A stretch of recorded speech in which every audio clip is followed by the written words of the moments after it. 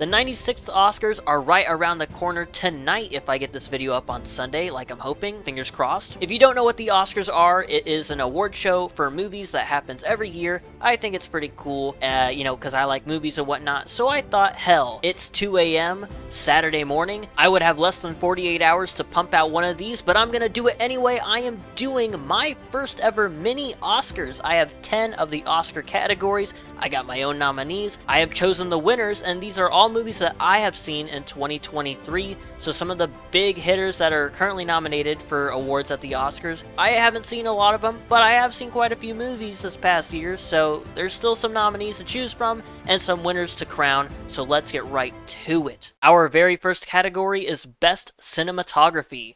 The nominees are Oppenheimer, Barbie, The Holdovers, Society of the Snow, and Asteroid City. And the winner for Best Cinematography is Barbie. Barbie has an incredible look to it, everything painted pink, and if the story is true, they actually used up so much pink paint to paint everything around them that there was a little bit of a shortage, and any director and crew willing to go that hard for their movie to have a shortage on pink paint happen, you know what, it deserves all the flowers, all the pink flowers. The movie looks nice. I believe Barbie was the most fun looking movie of the year, so that's why I feel like it should win Best Cinematography. Sticking with the way things look, the next category is Best Visual Effects. The nominees are The Boogeyman, Five Nights at Freddy's, Guardians of the Galaxy Volume 3, Megan, and Saw X. And the winner for Best Visual Effects is Five Nights at Freddy's. What is there to say about Five Nights at Freddy's that hasn't already been said? The animatronics, the puppets, Jim Henson Studios, they knocked it out of the park. Freddy, Bonnie, Chica, and Foxy all look incredible. Even Springtime Bonnie, I don't know the lore, I'm hoping I'm getting the characters' names right, but they all look incredible. Plus just the pizza place, Freddy's Pizzeria itself, such a cool look. Even though in my opinion Five Nights at Freddy's isn't the perfect movie by any means, the look of it alone and how much care they put into making everything look really good says a lot, so congratulations to Five Nights at Freddy's for winning Best Visual Effects. The next category is Best Original Screenplay. The nominees are The Holdovers, May December, Asteroid City, Megan, and Talk to Me. And the winner for Best Original Screenplay is The Holdovers. The Holdovers is an amazing movie, so much emotion packed into it. The writing is great and the characters, while strange bedfellows, they feel believable in the way they act and interact with one another. And the Holdovers, just in general, just everything works for it. The acting, the way the movie looks, and the writing are big contributing factors to why this movie is so great. The next category is Best Adapted Screenplay. The nominees are Society of the Snow, The Super Mario Bros. Movie, Barbie, Guardians of the Galaxy Volume 3, and Saw X. And the winner for Best Adapted Screenplay is Barbie. This was one of the more difficult categories to choose a winner for. I was going between Barbie, Guardians of the Galaxy, and Saw X because, numerous reasons.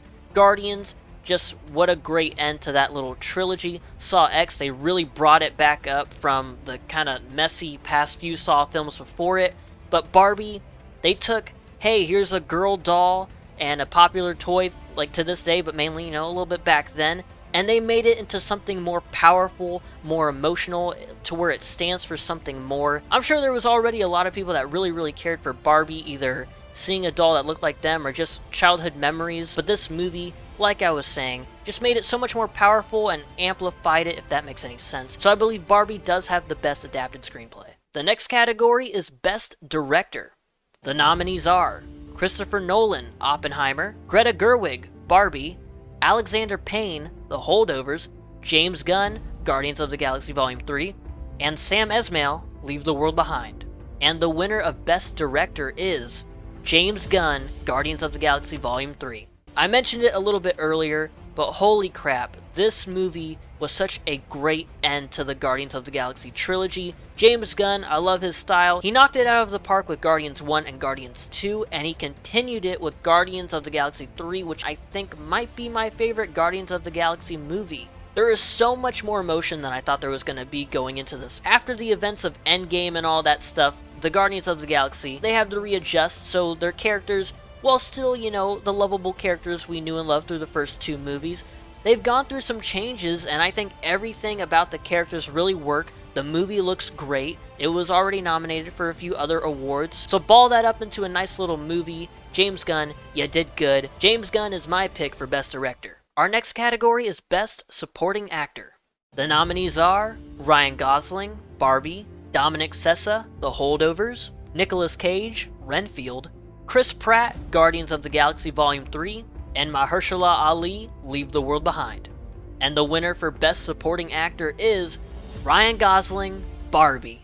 How could it not be Ryan Gosling? Ryan Gosling made Ken his own, and Ken probably is one of the best characters in cinema to come out of 2023, and I think his performance as Ken will be remembered for a really, really long time. Although the movie was focused on Barbie, Ken was still there, and he made the most. Ryan Gosling, he made the most of every time he was on screen. Line after line, just being a goofy, dumb guy, but you can't help but love the guy. And although he sort of shifts into the antagonist later on in the movie, he's not a bad guy. He's just, a little confused about patriarchy and horses, The man just really loves horses. Margot Robbie and Ryan Gosling are an absolute power duo in Barbie, so shout out to Ryan Gosling, who made Ken his own, like I said. What a great performance.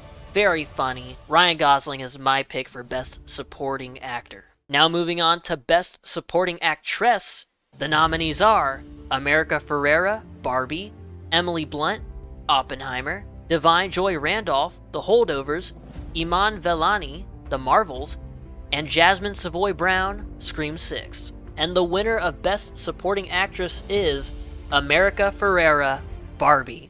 Again, another category where it was really, really tough to choose a winner, but I decided to go with America Ferrera. If you've seen Barbie, you know the monologue that she gives, where it feels like for about 2 or 3 minutes, she just hammers in on, what it's like to be a woman. And when I was watching this in theaters, I was like almost about to get out of my seat and start like rooting and cheering and stuff, man. And I think it's one of my favorite parts of any movie I've seen in 2023. Just really good stuff. Knocked it out of the park. Barbie already has enough fun stuff in it, but America Ferrera's character just brings so much more joy to the movie, and even when her character is about to be down and out, she fires back up and gets back in there.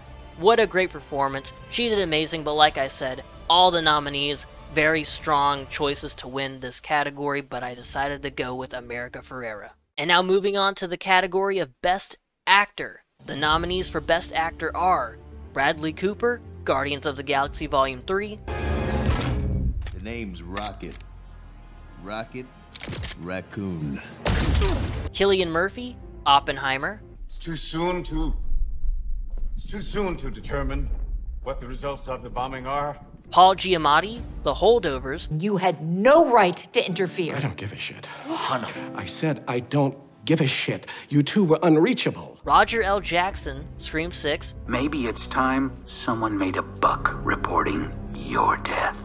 And Tobin Bell, Saw X. You promised dying people, that you could save their lives. And the winner of Best Actor is Tobin Bell, Saw X. I kept changing the winner of this category over and over again. I was thinking Bradley Cooper, but he mainly did voiceover work, and Rocket Raccoon in Guardians 3 isn't in it a whole lot, but his scenes are very, powerful. But, Tobin Bell, on the other hand, he is the face of the Saw franchise, and this is the first Saw movie where it really feels like he is front and center, because usually Saw, we got the gore right away, we got the game being played. Tobin Bell, it's his movie for the first almost half of it, the first 20 to 30-ish minutes or so.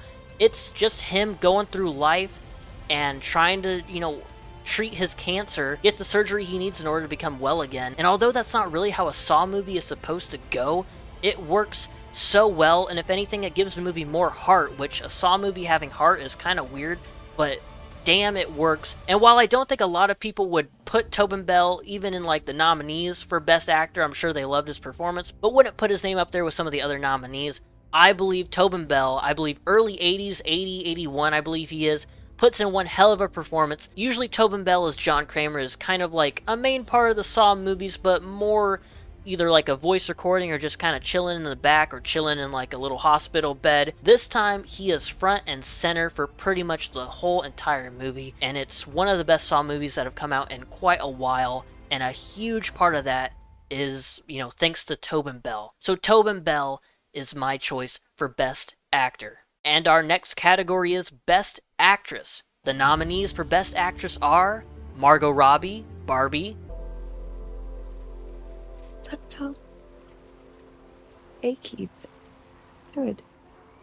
Alyssa Sutherland, Evil Dead Rise, Nothing a big ol' hug and kiss from you won't fix. Open up now. Melissa Barrera, Scream 6, But you did fuck with our family, so. Julia Roberts, Leave the World Behind,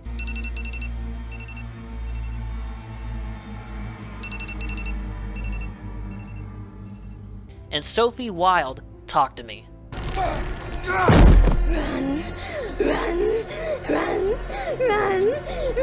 And the winner of Best Actress is Alyssa Sutherland. Now, a few of my friends that are watching this might be a little surprised that I didn't give it to Margot Robbie, and although I really loved Barbie, Alyssa Sutherland's performance as Ellie and Deadeye Ellie, probably one of the best performances that I have seen in a while. She is just so creepy. She did, I think, most of her own stunts as well, being hooked up to wires and whatnot. And while I watched the Dead Meat Horror Awards and they put her in the supporting actress category, and I do think, yeah, that's kind of the case here, but she is still kind of the main antagonist. So I think there's an argument to be made that she does belong in Best, like, Lead Actress.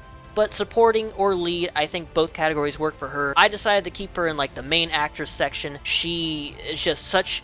like, she's like the poster for this movie. The merchandise of this movie is made, like, with her face.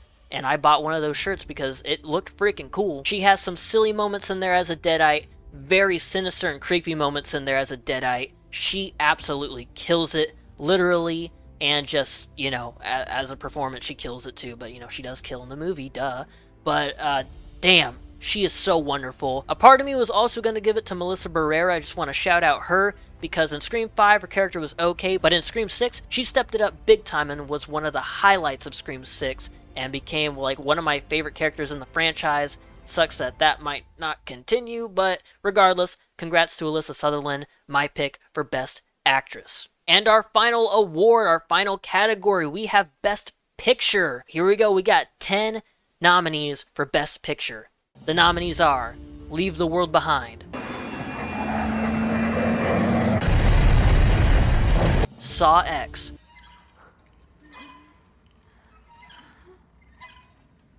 Scream 6, Can you hold, please? Evil Dead Rise, Mommy's with the maggots now. Barbie, Yes. Oppenheimer,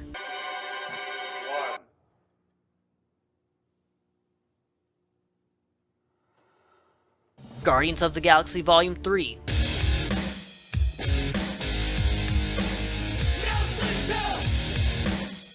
The Holdovers, Just earned yourself a detention, sir. Now get back here. Being here with you is already one big fucking detention! Son of a bitch, that's another detention. Megan,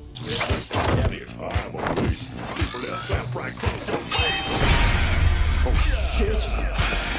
and the Super Mario Bros. Movie. He looks adorable. He really does. Oh, what? I'm a cat? You got the cat box! And the winner of Best Picture, which basically means the best movie of 2023, Guardians of the Galaxy Volume 3. Now again, if you're one of my friends or someone who just kind of knows me, you're gonna be like, what? You didn't choose Barbie for Best Picture? What the hell are you doing? I missed out on Guardians of the Galaxy Volume 3 last year, but I finally watched it a few weeks ago, and oh my god, what a great movie. Barbie, I think, still got me the most, I guess, emotional in a way, but Guardians of the Galaxy 3, it has, like, the benefit of having characters I know, a director I enjoy the style of, and I'm a big superhero guy and Marvel guy, so of course it has all that helping it. But just overall, it is such a wonderful movie. The action, the comedy, the emotional parts as well. Rocket Raccoon being the main character. You think, oh, it's Star-Lord. Maybe he'll try to get back with Gamora. And I do think Star-Lord and Gamora's little relationship right there is an important part in its, own spot. But Rocket Raccoon's story is the main thing going throughout this movie. I loved Rocket Raccoon so much, I freaking put Bradley Cooper in, Best Actor. So many emotions watching Guardians of the Galaxy Volume 3. I believe Guardians of the Galaxy Volume 3 is the best movie of 2023. Right behind it is Barbie, probably even tied. If you want to look at it just from a filmmaking aspect and what's peak cinema and whatnot, sure, Holdovers and Oppenheimer were great. I really loved the Holdovers, but I gotta give it to Guardians of the Galaxy Volume 3. I don't think there was a single thing about this movie that I did not love. I could watch this again and again. And there you go, the first ever Nico Boy mini Oscar thing. I don't know what I would call this if I did it again next year. I'm kind of just calling it like a mini Oscars because it's not all the categories and it's only the movies I've seen. So it's not really like predictions. So yeah, hope Barbie wins a lot. Hope Holdovers wins a lot. Cillian Murphy's probably going to take home Best Actor. Good for him. Thank you for watching. Let me know your favorite movies of 2023. Or hey, if you want to take all these categories and post them in the comments and give me your winners, go for it. Be my guest. I want to hear what you thought was great. I watched what I could and I loved a good chunk of the movies. So again, thank you for watching and I will see you and more movie-related content and gaming content, whatever else I put on this stupid frickin' channel. Bye-bye. Have the list of movies on the screen. I think that's a good idea, just to shout out every movie. Yeah, is this part gonna be in? I don't know. Oh, it might actually.